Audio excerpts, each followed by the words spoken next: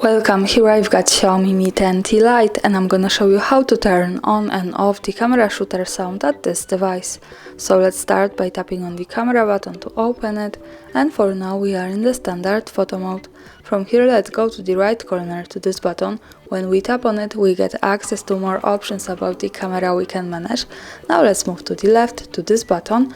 By tapping on it we can open the advanced camera settings. From here let's just simply slide a little bit down to the general settings, and here we have the shutter sound option.